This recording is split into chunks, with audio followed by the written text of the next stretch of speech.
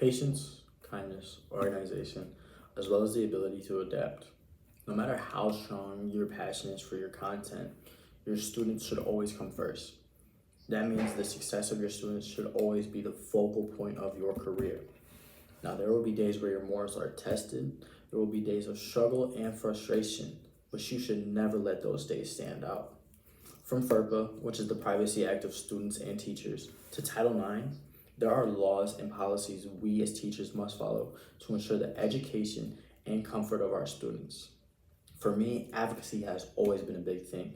Whether it was for myself or it was for others, I have found ways to get messages across and voices heard. So that will easily translate to my teachings and my role within the school.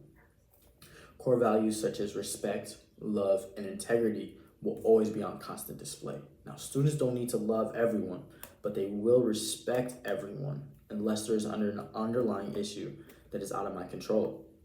To me, there is no difference that one can have that warrants disrespect or being unwelcome by their peers.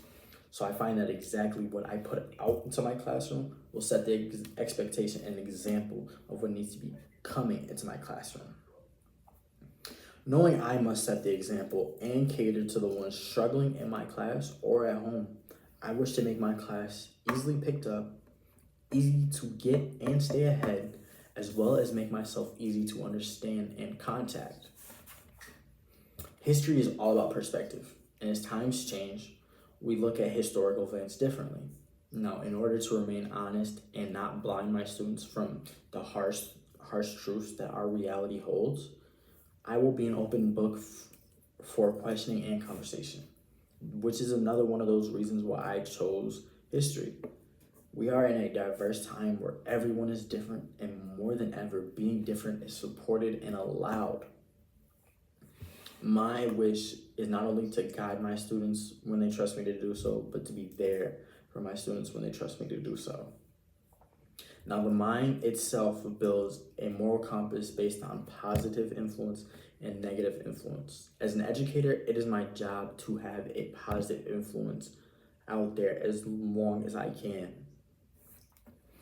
Staying on top of the times is a good way to provide fresh perspectives through an array of topics and events. Now, as I mentioned earlier, student success and comfort is what you build your legacy off of. So my goals include continuously researching and adding to my knowledge.